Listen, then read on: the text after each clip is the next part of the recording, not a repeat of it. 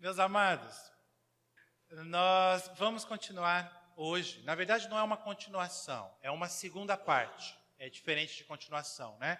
Eu não vou seguir a mesma linha de raciocínio que eu segui na semana passada, que foi baseada num livro que eu citei para vocês, de um coreano, né? De um irmão nosso coreano. Hoje não. Hoje nós vamos ver alguns textos da palavra de Deus que falam a respeito da oração. Mais uma vez, será uma exposição temática, não expositiva, no sentido de pegar um texto só e seguir somente aquele texto. Então, o primeiro texto que nós vamos ver é o texto de Mateus 21, 22, já está aí na tela para você, que diz assim: "E tudo que pedirem em oração, se crerem, vocês receberão." Vamos orar. Senhor, se tudo que nós pedirmos ao Senhor em oração, se nós tivermos fé, confiança, nós vamos receber. Se isso é verdade, nós cremos que é. Nós queremos te pedir agora que o Senhor, por meio do teu Espírito Santo, ilumine as nossas mentes, os nossos corações e nos ajude a compreender a tua palavra. Nós queremos pedir que o Senhor fale diretamente a nós. Eu sou apenas um instrumento, mas que eu suma e o Senhor seja glorificado na minha vida e na vida daqueles que estarão ouvindo. Este é o nosso clamor que nós pedimos agora, em nome de Jesus. Amém. Meus amados irmãos, nós precisamos começar a nossa reflexão com sinceridade, claro. E a sinceridade que eu quero declarar para você é a seguinte: orar é algo difícil. Vamos ser sinceros, orar não é algo fácil. A maioria das pessoas hoje tem dificuldade em pedir ajuda para um amigo de carne e osso. Você está com uma dificuldade, você pensa em pedir ajuda para um amigo, mas ainda assim a maioria das pessoas tem dificuldade, fica, não sei, o que ele vai pensar, será que eu peço, será que eu me exponho? A coisa se torna ainda mais difícil quando você pensa num amigo que é espiritual, Deus. Quando você pensa num pai que é espiritual, Deus. Nós temos sim dificuldades em orar. Nós temos dificuldade em pedir ajuda, quanto mais para Deus. Não tem essa história, para Deus é mais fácil pedir ajuda. Não é, para Deus é mais difícil pedir ajuda. Porque Ele não é alguém que você toca, que você vê literalmente, que você ouve literalmente, ou que você sente o cheiro. Deus, por outro lado, não está preocupado com aquelas nossas orações pomposas, com aquelas nossas orações que estão cheias de frase de efeito. Deus está preocupado com o nosso coração. E é por isso que Ele nos ensina a orar, e nós temos visto isso no discipulado, terminamos hoje. Ele nos ensina a orar como um gesto de quem abre o coração diante de Deus. O que é a oração do Pai Nosso, senão Jesus nos ensinando a abrirmos o nosso coração diante de Deus? Olha o que diz Mateus 6, 7 e 8, naquele mesmo contexto da oração do Pai Nosso, Jesus diz assim: "E quando orarem, não fiquem sempre repetindo a mesma coisa como fazem os pagãos." Pagãos fazem isso. Eles pensam que por muito falarem serão ouvidos. Não sejam iguais a eles, porque o seu Pai sabe do que vocês precisam antes mesmo de o pedir. Sabe qual é o ponto de Jesus e, consequentemente, o meu ponto com você aqui? Algumas pessoas tratam a oração como uma obrigação. E lá vem de novo o pastor falar sobre oração. Eu não vou na casa, eu não participo do discipulado porque tem muita oração. E aí pedem para mim orar. Esse negócio de oração.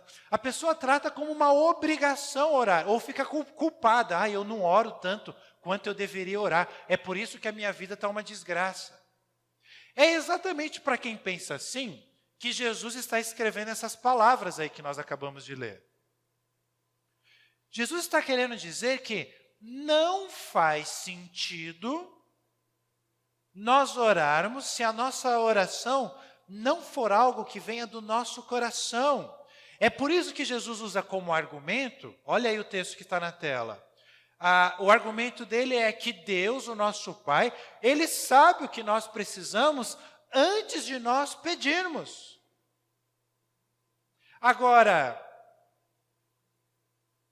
é exatamente aqui que cai por terra a ideia de que é necessário eu orar para que algumas coisas aconteçam na minha vida. Se eu não orar, algumas coisas não vão acontecer na minha vida. Cai por terra diante dessa palavra de Jesus. O Pai sabe. E ele atende às suas necessidades, mesmo se você não orar. O ponto é, então, por que Jesus nos ensina a orar? Nesse mesmo texto ele nos ensina a orar. Nós vimos a semana passada o texto correlacionado em Lucas 11. Por um motivo muito simples, meus amados irmãos. Deus quer ouvir dos nossos lábios como está o nosso coração. Mas Ele não sabe todas as coisas e não pode nos abençoar mesmo sem nós pedirmos? Pode, Ele pode tudo. Mas Ele quer. Sabe o que acontece? Deus está nos dizendo algo que Ele deseja. Sabe quando você quer alguma coisa? Você chega com uma pessoa que você gosta, que você tem intimidade, você fala, poxa, eu queria isso aqui na minha vida. Ou eu queria que você fizesse isso daqui para mim. Deus chega para nós, por meio de Jesus Cristo, e fala, olha, eu desejo que vocês orem. Eu sei o que passa no seu coração, mas eu quero ouvir de você o que passa no seu coração. Não porque isso vai fazer diferença na minha ação na sua vida, mas porque isso vai fazer diferença na sua vida, porque você vai lembrar quem eu sou, como eu te amo e o que eu posso fazer na sua vida. Nós temos muitos conceitos errados, equivocados sobre a oração. O Brasil é um país extremamente supersticioso. E por isso, nós temos algumas pessoas que encaram a oração, por exemplo, como uma oportunidade de ter mais sorte na vida. Então, eu preciso ter mais sorte, então eu peço ajuda a uma entidade espiritual. Eu peço ajuda contra os problemas que eu tenho na vida. Mal olhado, problemas de emprego, problemas de família. Tem pessoas que encaram a oração assim. Deus é uma entidade espiritual. O que é orar? É eu pedir a proteção dele. Assim como outras pessoas pedem proteção a orixás, ou ou acreditam em pé de coelho, esse tipo de coisa. Ou tem um elefantinho com o bumbum virado para a porta. Outras pessoas, porque nós somos um país supersticioso, entendem a oração como uma manifestação sobrenatural forçada. Foi a expressão que eu criei para descrever aquelas pessoas que creem que a oração precisa ter um fervor, mas fervor não entenda assim como algo necessariamente do coração. Fervor aqui eu estou falando que você precisa gritar.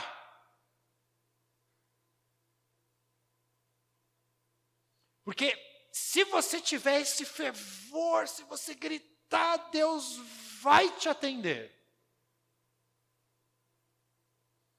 Eu tenho uma vizinha, há uns 3 meses ela está morando, ela se tornou nossa vizinha, que toda sexta-feira faz um culto na garagem dela. E aí, Cadê o Douglas? Eu ia falar para o Douglas. Eles compraram o pior equipamento de som que existe no mercado. Colocaram uma pessoa que nunca mexeu numa mesa de som. E uns caras para ficarem gritando no microfone orações na sexta-feira à noite, do lado da minha casa. Eu fico com muita raiva. Mas não é raiva só porque está me incomodando. Nossa, pastor, não são nossos irmãos? Não estão pregando o evangelho? Não estão! São malucos! São doidos varridos! Se vão estar comigo no céu, não sei, tomara que estejam. Mas que estão tendo atitudes de doidos, estão. Porque creem errado a respeito da oração. Acham que se eles gritarem, se eles falarem umas palavras que eles mesmos não entendem, Deus vai abençoá-los. Manifestação sobrenatural forçada. São esses, por exemplo, que nos visitam, assistem um culto como esse, ouvem uma pregação como essa, mas depois não ficam, porque eles preferem aqueles pastores que num culto como esse, em algum momento choram, em outros momentos se ajoelham, e em muitos momentos gritam e levantam as mãos para o céu. E aí a pessoa olha para aquela imagem e fala, esse homem é santo. Jesus tem uma palavra para essas pessoas que nós vamos ver daqui a pouco também. Mas antes eu quero dizer de um outro grupo de pessoas. Aquelas pessoas que veem isso tudo acontecendo, essas esquisitices todas, e essas pessoas não oram. Só que porque elas não oram, elas se sentem culpadas, talvez seja o seu caso. Elas se sentem culpadas porque não oram na mesma quantidade que ela ouve as pessoas falando que oram, ou porque não seguem o mesmo padrão de oração que as pessoas colocam. Aí a pessoa chega à seguinte conclusão, esse negócio de oração não é para mim. E a pessoa vive culpada, a pessoa acha que Deus não a ama, a pessoa acha... Porque ela encara a oração como uma obrigação. E quando nós encaramos qualquer coisa na nossa vida como uma obrigação, essa coisa se torna um problema. Se o teu emprego, se a tua fonte de renda é algo que você encara como uma obrigação para você sobreviver, isso se torna um problema na sua vida, porque você não tem prazer no que você faz. Você faz obrigado. Claro, a vida não são só flores, existem muitas coisas na vida que nós temos que fazer obrigado, mas nós fazemos visando um bem maior, um benefício maior, no presente ou no futuro. Quando nós encaramos a oração como uma obrigação, nós encaramos como um problema. E meus amados irmãos, eu tenho que falar o que você já sabe. Deus não nos apresenta problemas na vida. Deus nos apresenta soluções. Os problemas que nós temos na vida são frutos dos nossos erros. Então, se Deus nos apresenta algo, estourou, a oração, e nós encaramos como um problema, como uma obrigação, existe algo errado no nosso coração, porque Deus só iria nos orientar a fazer algo que seja excelente, algo que seja bom. É por isso que a oração é a ferramenta que nós temos, justamente para nós lembrarmos quem nós somos, quem Deus é e o que Ele faz ou pode fazer nas nossas vidas. É isso que nos é apresentado no próximo texto aí de Efésios 3. Aquele que é capaz de fazer infinitamente mais do que tudo que pedimos ou pensamos, de acordo com o seu poder que atua em nós. É a oração que me lembra que Deus é e age assim. Não é a oração que muda a Deus, como nós vimos domingo passado. O que é curioso é que alguns discípulos, mesmo entendendo assim, eles acabam não insistindo na oração. Tem muito discípulo de Jesus que, ao se perceber repetindo os mesmos pedidos, os mesmos agradecimentos todos os dias, essa pessoa fala, nossa, mas isso está repetitivo demais, eu devo estar importunando a Deus. E aí essas pessoas decidem uma coisa, eu vou parar de pedir, eu vou parar de agradecer. O resultado é essa pessoa se distanciar de Deus. Os resultados são trágicos. Por quê? Por que essa pessoa se distancia de Deus? Porque a oração não é apenas um momento de pedido e agradecimento. É isso que a gente tem dificuldade de entender. Não é só isso. Eu agradeço, eu peço, eu agradeço, eu peço. A oração é um cultivo, é o cultivo de um relacionamento diário, vivo com Deus. Quando você pensar assim, eu preciso orar hoje, ou eu ainda não orei hoje. Normalmente a primeira coisa que vem na sua mente, nossa, é mesmo, né? Eu preciso agradecer o que Deus está fazendo, eu também preciso colocar diante de Deus esses pedidos aqui. Isso é válido, mas não para por aí não. Pensa assim, poxa, eu não orei hoje ainda. Eu ainda não cultivei um relacionamento com Deus. Eu preciso ter mais intimidade com Deus, eu preciso ouvir o que Ele tem para me dizer.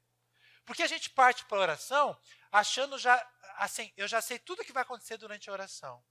Eu vou agradecer, eu vou pedir, eu vou glorificar a Deus e vou dizer em nome de Jesus amém. Mas não é assim. Se eu falar assim, eu vou bater um papo com o Falcão. Aí eu penso assim na minha mente, eu vou falar com o Falcão isso.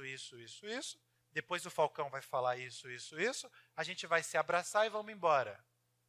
Aí eu vou lá me encontrar com o Falcão. Aí quando eu começo a conversar com o Falcão levanta um assunto que eu nem imaginava, que eu nem esperava. E ele me fala coisas que eu nem esperava ouvir. Nós temos que encarar a oração assim. É um relacionamento. Deus vai nos dizer coisas. E nós vamos falar coisas que nós não esperávamos. Por isso Deus fale, ore. Por isso que Jesus nos ensina a orar. É um bate-papo diário com o Senhor das nossas vidas. E se eu não fizer isso eu serei punido? Claro que não. Ninguém vai ser punido por não orar. Eu já perguntei para alguém aqui como pastor de vocês, e aí, como é que está a sua vida de oração? Está orando todo dia? E aí, já orou essa semana? Vocês já viram fazer isso alguma vez? Mas vocês já me viram orando com vocês. Por quê? Nós não vamos ser punidos, mas quando nós deixamos de orar, nós perdemos o privilégio de sermos orientados por Deus, consolados por Deus, motivados por Deus, curados por Deus, salvos pelo poder de Deus, que ama. Deus tem prazer em zelar pela sua vida diariamente. E qual é a consequência de nós deixarmos de lado isso tudo que eu falei? Nós vivermos ansiosos.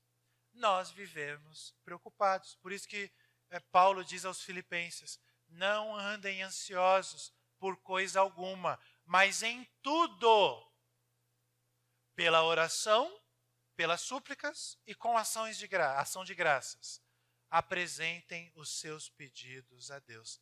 Simples assim.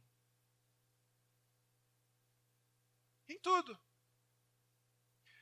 Só faz sentido a afirmação não andem ansiosos se você entender o poder da oração. O poder é de Deus, mas o poder dessa ferramenta, a oração que Deus nos dá.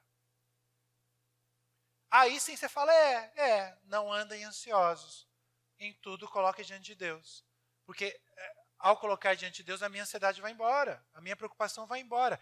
Isso não significa que nós não vamos ficar preocupados. Eu não estou dizendo para você, gente, eu não fico preocupado durante a minha semana, ansioso, então nem sei o que é isso. Não é isso que eu estou dizendo.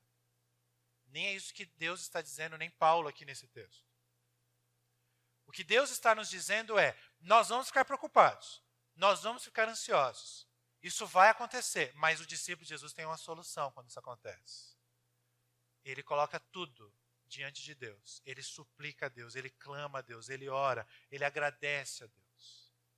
Como nós vimos a semana passada, se você ora o Pai Nosso, a simples afirmação, Pai Nosso que estás nos céus, já muda tudo, se você pensar no que você está falando de fato. Você já coloca as coisas no devido lugar. Ele é o Pai, eu sou o Filho. Ele está nos céus, Ele é o poderoso. Já muda a perspectiva do meu problema. Já muda a perspectiva daquela pessoa que você ama e está prestes a ir para um caixão.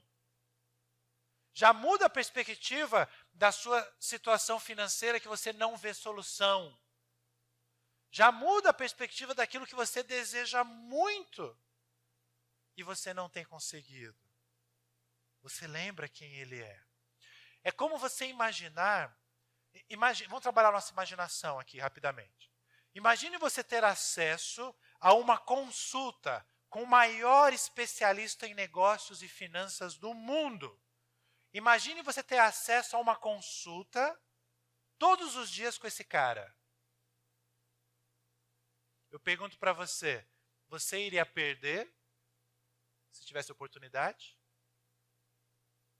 Ou todos os dias você ia estar ali, querendo ouvir o que esse maior especialista em finanças tem para lhe dizer?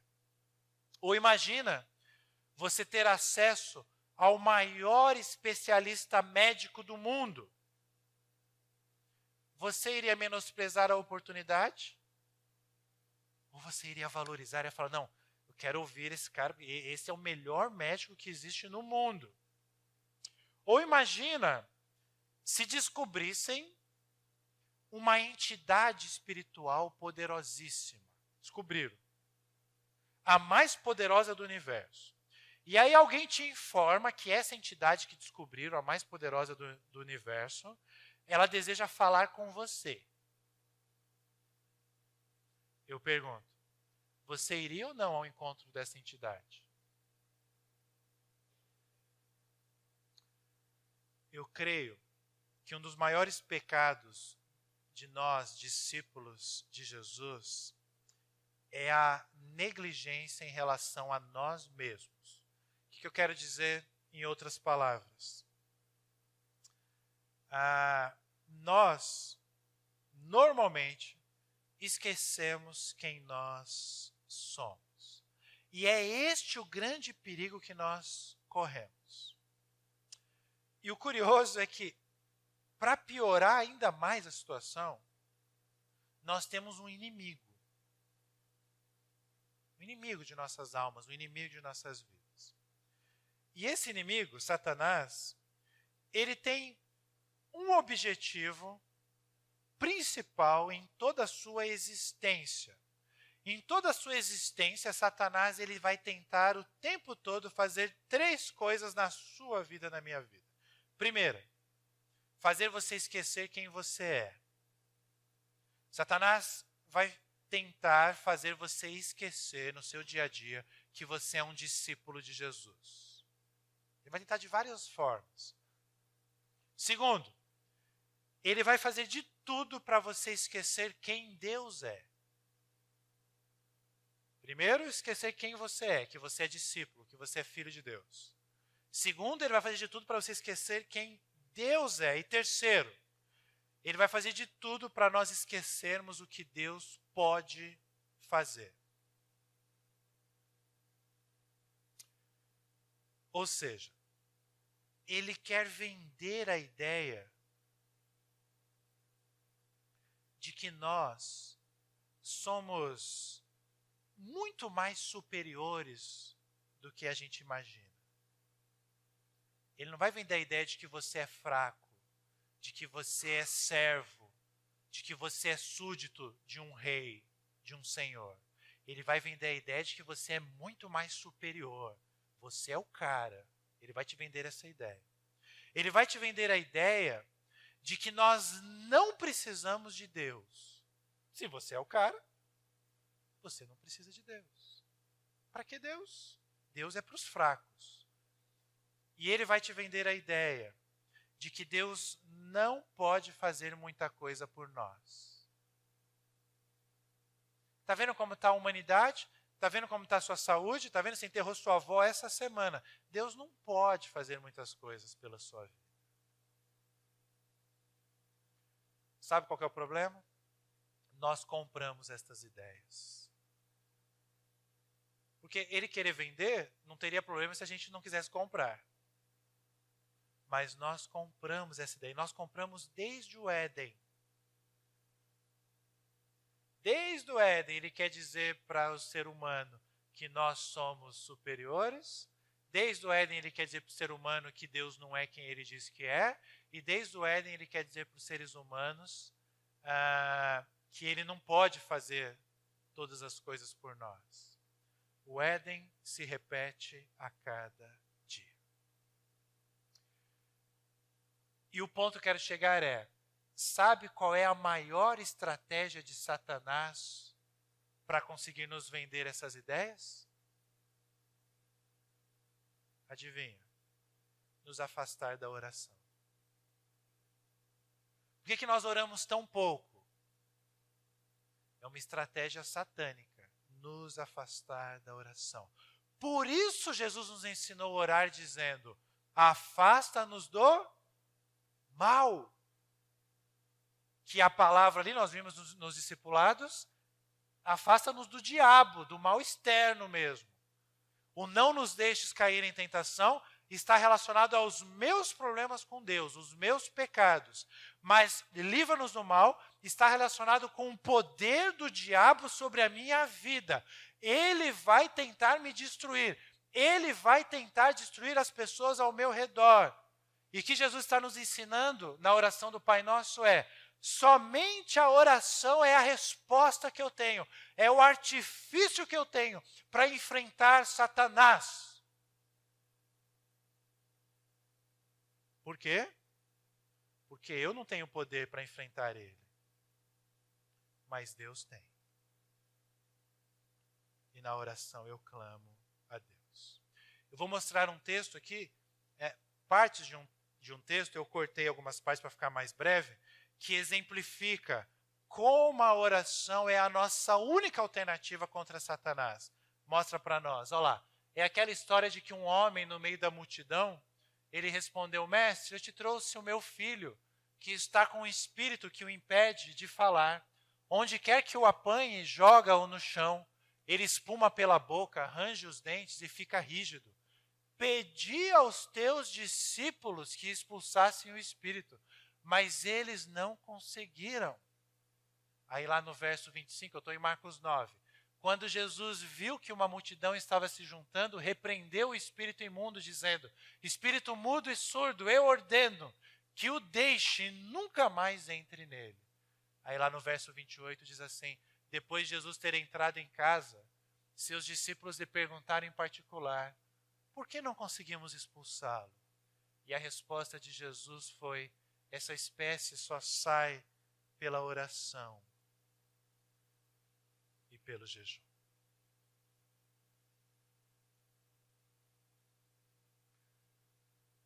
Não tente lutar com coisas materiais os problemas espirituais da sua vida. E não tenha dúvida que muitos dos seus problemas materiais estão relacionados aos seus problemas espirituais. Só por meio da oração. Ah, pastor, mas o senhor não vai falar do jejum que aparece no texto? Sim. O que é jejum? Jejum representa qualquer coisa que tira o meu foco de Deus e da oração. Vou repetir.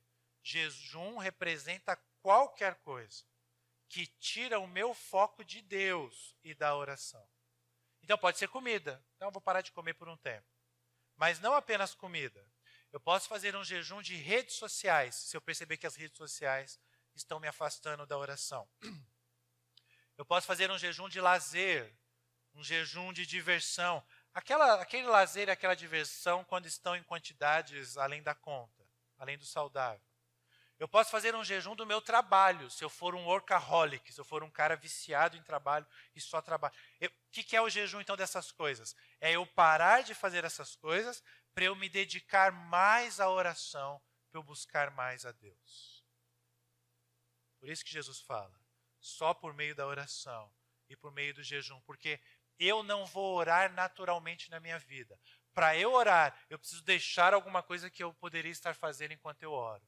Então eu tomo a decisão de deixar, nem que seja forçadamente, ficar em jejum, para eu voltar a orar. É isso. Jejum é isso, em toda a Bíblia. Tá? Ah, pastor, mas tem igreja que faz jejum mesmo. Então, eles entenderam errado. Por isso que eles fazem daquele jeito. Nada impede a gente também fazer jejum alimentar. Mas não é só isso. Por isso, a finalidade da oração é ser o nosso diálogo com Deus. Onde as nossas vidas e Deus se encontram. O que é a oração? Deus, quero abrir meu coração. Pastor, mas Deus não sabe já tudo que aconteceu na nossa vida? Sabe, mas Ele quer ouvir de você. De mim. É um diálogo. Nós falamos, Deus escuta. Deus fala, nós escutando. É o que diz o salmista no Salmo 65, verso 2. Não está aí? Tá. Ó, tu que ouves a oração. Ele ouve. A ti virão todos os homens. A resposta do homem. Eu estou indo a Deus. Deus está ouvindo. Eu estou falando. Deus está falando. Deus é o Deus que ouve as nossas orações. O que eu estou querendo dizer para você é que a oração é o jeito normal de se viver. É isso mesmo. A oração é o jeito normal de se viver. Nós fomos criados para conversarmos com o nosso Criador. Isso é o normal. Agora, a maioria das pessoas no mundo não oram, porque a maioria das pessoas não vivem o jeito natural de se viver. Qual é o resultado disso? O resultado é marcante no tempo que nós vivemos. Olha os acontecimentos do nosso país, da nossa sociedade, esta semana, para não ir muito longe. Em Brasília, por exemplo. A consequência são valores éticos, valores morais, valores políticos, valores econômicos, valores profissionais, valores familiares, valores pessoais. Tudo isso sendo deturpado, tudo isso sendo corrompido.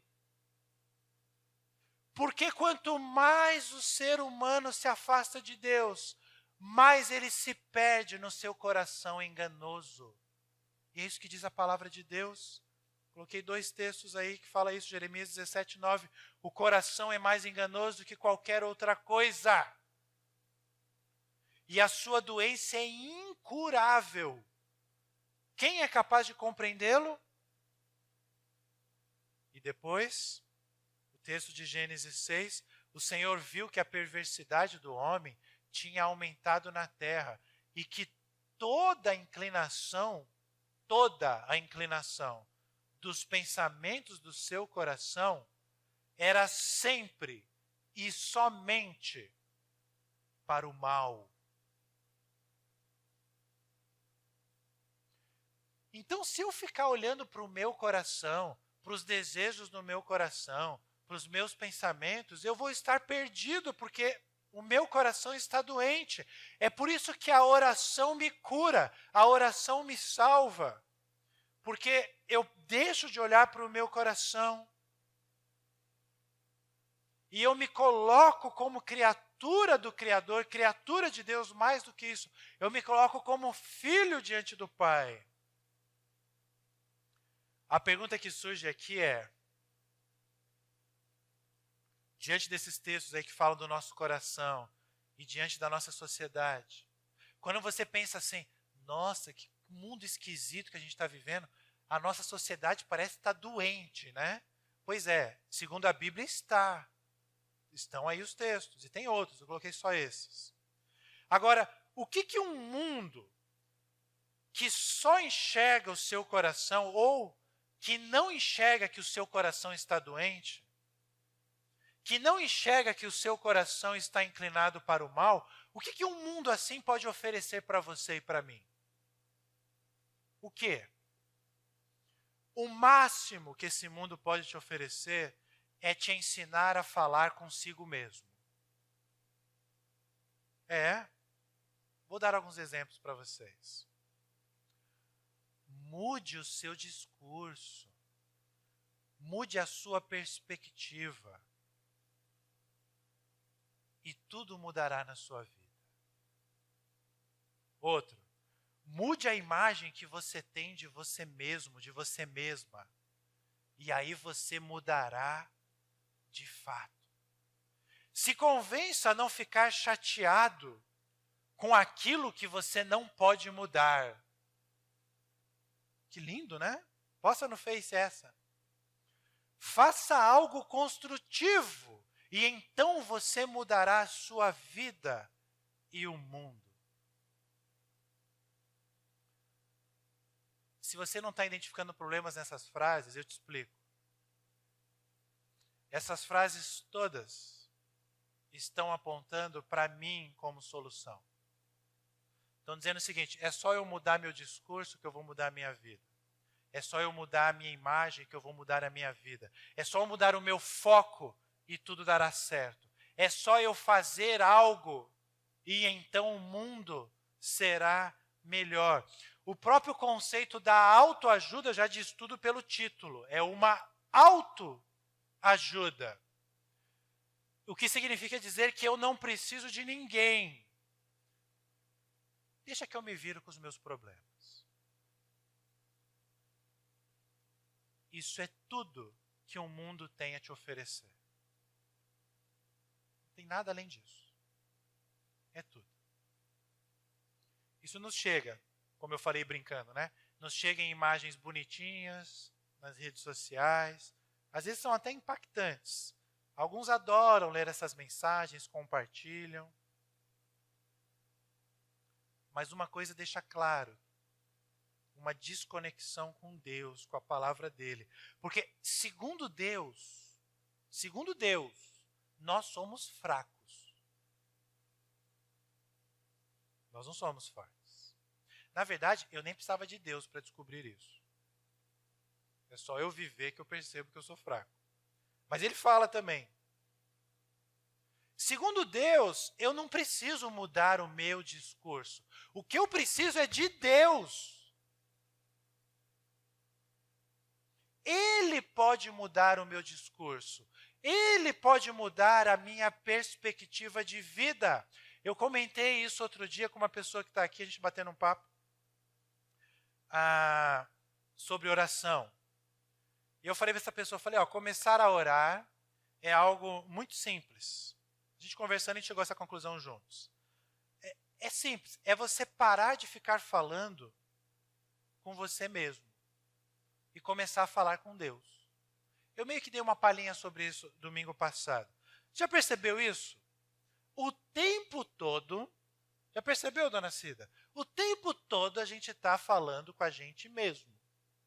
O tempo todo. Tem uma vozinha, quem é essa vozinha? É a gente mesmo. E o que eu vou fazer? Olha aí. Está falando com você. Será que aquela pessoa está me traindo? Você está falando com você. O que vão pensar se eu fizer isso? O que vão pensar se eu falar isso? Você está falando com você. Deixa para lá, a pessoa não ficou nem tão magoada assim. Para quem que é essa frase? É de você para você. Agora é hora de focar na minha vida. Eu vou parar de ser boba.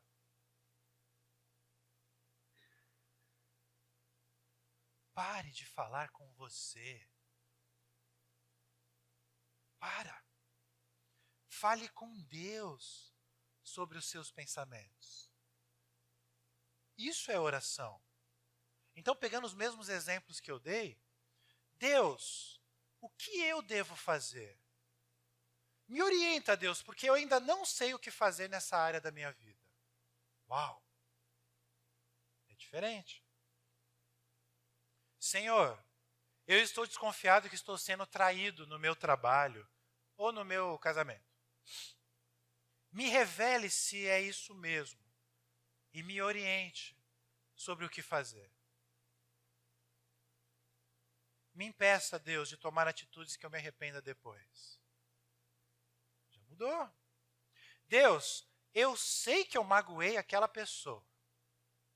Pedir perdão é uma coisa difícil para mim, Deus, mas me ajuda a fazer isso, porque é isso que tem que ser feito. Senhor, eu me sinto enganada e tola.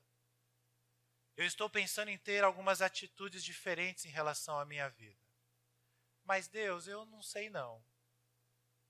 Me ajuda a não ser ainda mais tola. Perceba como Jesus, ele nos ensina a nós pararmos de falar com a gente. Por quê? A tese de Jesus é, você nunca está sozinho. Para de viver como se você vivesse sozinho. Você não está sozinho. Jesus não apenas nos ensina a orar, mas Jesus nos ajuda a orar. Jesus não quer que a nossa oração seja uma obrigação, como eu já falei. Parece que para aqueles religiosos do tempo dele, era uma obrigação. E ele os criticou justamente por isso. Mostra aí. Mateus 23. Ai de vocês, mestres da lei, fariseus, hipócritas. Vocês devoram as casas das viúvas e, para disfarçar, fazem longas orações. Por isso, vocês serão castigados mais severamente. Jesus está dizendo, Jesus quer que eu e você simplesmente falemos com o Pai. Nós vimos isso na oração do Pai Nosso semana passada. Jesus é o legítimo Filho de Deus. Mas pela sua morte, pela sua ressurreição, ele nos torna filho de Deus também. É isso que ele explica quando ele ressuscita a Maria Madalena. Lembra da história? Maria Madalena encontra lá com Jesus no túmulo, né, fora do túmulo, quando ele ressuscitou. E olha o que ele fala para Maria Madalena. Jesus disse, não me segure, pois ainda não voltei para o Pai. Vá, porém, a meus irmãos, Jesus ressurreto está dizendo isso. Irmãos, e diga-lhes, estou voltando para o meu Pai e para o meu Deus. Poderia ser assim só a frase, mas não. Jesus diz assim, estou voltando para o meu Pai e Pai de vocês. Ponto e vírgula. Para o meu Deus, aliás é só uma vírgula, para o meu Deus e Deus de vocês. Nós somos incluídos na família. Nós fomos adotados.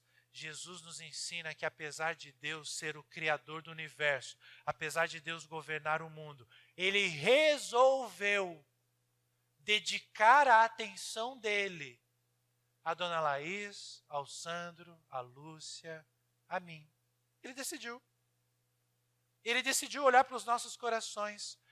Percebam, gente, só um Deus de amor é capaz de fazer algo assim. Não há na história da humanidade a descrição de nenhuma outra entidade espiritual que faz isso. Não há. Olha o que Jesus diz em João 14. E eu farei o que vocês pedirem em meu nome, para que o Pai seja glorificado no Filho. O que vocês pedirem em meu nome, eu farei. Por que vocês acham que a Bíblia está recheada de orações? Já percebeu? A Bíblia de Gênesis e Apocalipse tem oração, oração, oração, oração. Porque a Bíblia é um livro que conta a história de um povo. Só que esse povo é o povo de Deus. E mesmo diante de muitos erros desse povo, e alguns acertos, este povo é um povo que ora. E eu e você somos chamados hoje para fazermos parte deste povo. Deus quer.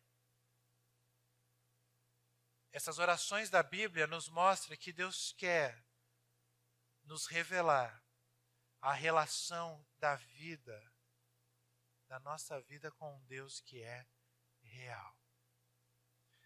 Era para ser assim desde o Éden, mas desde a queda, isso passou a ser um desafio. Por que nós temos dificuldade em orar? Por que a oração é um desafio para nós? Porque nós caímos com os nossos primeiros pais. Por isso é difícil, mas não impossível, nós levarmos todos os nossos pensamentos cativos a Deus. É isso que Paulo diz em 2 Coríntios, olha aí. As armas com as quais lutamos não são humanas. Ao contrário, elas são poderosas em Deus para destruir fortalezas. Nós destruímos argumentos e toda pretensão que se levanta contra o conhecimento de Deus. E olha só, e levamos cativo todo pensamento para torná-lo obediente a Cristo. Pare de falar com você mesmo. Fale com Deus. Pare de... hoje eu preciso parar para pensar na vida. Não, você precisa parar para conversar com Deus sobre a sua vida. É um grande desafio. O que é curioso quando a gente fala do Éden é que a motivação do ser humano foi exatamente o contrário disso. A motivação de Adão e Eva eram ser independentes. Eles falavam todos os dias com o Senhor, o que seria o equivalente à nossa oração hoje. Mas eles acharam que não precisavam mais disso. Eles erraram e eles sofreram as consequências. Nós também sofremos essas consequências. Por isso, é tão difícil para nós orarmos. Mas é imprescindível para termos uma vida de fato, como Jesus fala, abundante. Orar é levarmos a Deus a nossa gratidão. Sim. Vamos falar de um português mais claro? O que é levar a Deus a minha gratidão? É eu reconhecer que tudo de bom que acontece na minha vida não é fruto do meu mérito, mas é da bênção de Deus. Isso é gratidão, em outras palavras. Orar é darmos a Deus toda a glória. Ao dar a Deus toda a glória, eu deixo de dar glória para mim mesmo. E orar é levar os nossos problemas, as nossas necessidades reais, sinceras, a um Deus que é real, que é verdadeiro, que ouve, que nos ama. Na verdade, tudo que eu quero dizer, eu já estou concluindo, é que quando nós percebemos como as nossas vidas estão entrelaçadas com Deus,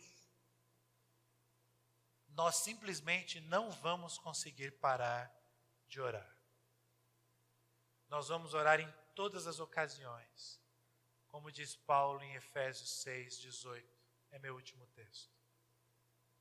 Orem no Espírito, em todas as ocasiões, com toda oração e súplica. Tendo isso em mente, estejam atentos e perseverem na oração por todos os santos. Orem no Espírito. Nós vimos durante o culto um texto que o próprio Espírito nos ajuda.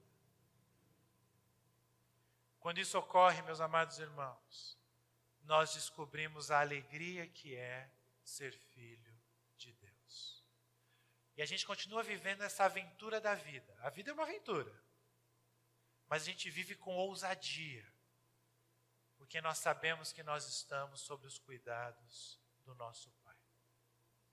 O texto diz, orem no Espírito, ou orem ao Espírito também poderia ser.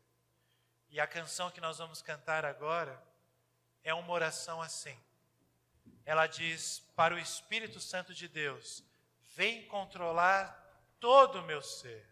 Vem dirigir o meu viver, o meu pensar, o meu falar, o meu sentir, o meu agir.